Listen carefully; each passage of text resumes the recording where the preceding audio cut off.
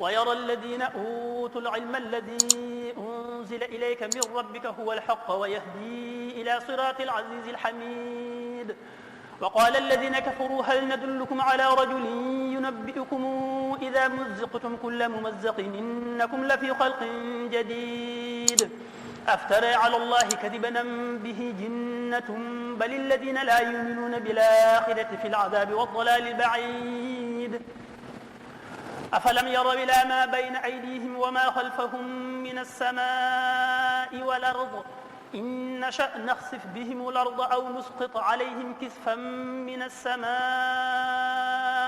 إن في ذلك لآية لكل عبد منيب.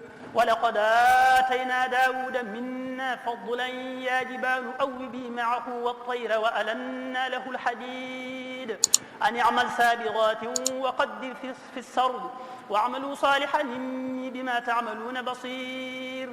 ولسليمان الريح غدوها شهر ورواحها شهر وأسلنا له عين القطر ومن الجن من يعمل بين يديه بإذن ربه ومن يزغ منهم عن أمرنا نذقه من عذاب السعير. يعملون له ما يشاء من محاريب وتماثيل وجفان كالجواب وقدور الراسيات اعملوا آل داود شكرا وقليل من عبادي الشكور. فلما قضينا عليه الموت ما دلهم على موته إلا دابة الأرض تأكل من ساته فلما خر تبينت الجن أن لو كانوا يعلمون الغيب ما لبثوا في العذاب المهين. لقد كان لسبأ في مساكنهم آية جنتان عن يمين وشمال كلوا من رزق ربكم واشكروا له بلدة طيبة ورب غفور. فأعرضوا فأرسلنا عليهم سيل العرم وبدلناهم بجنتيهم جنتين ذوات يكل خمط وأثل وشيء من سدر قليل ذلك جزيناهم بما كفروا وهل يجازى إلا الكفور.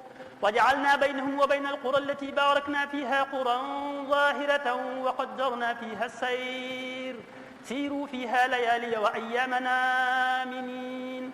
فقالوا ربنا باعد بين أسفارنا وظلموا أنفسهم فجعلناهم أحاديث ومزقناهم كل ممزق إن في ذلك لآيات لكل صبار شكور. ولقد صدق عليهم إبليس ظنه فاتبعوه إلا فريقا من المؤمنين وما كان له عليهم من سلطان إلا لنعلم من يؤمن بالآخرة ممن هو منها في شك وربك على كل شيء حفيظ.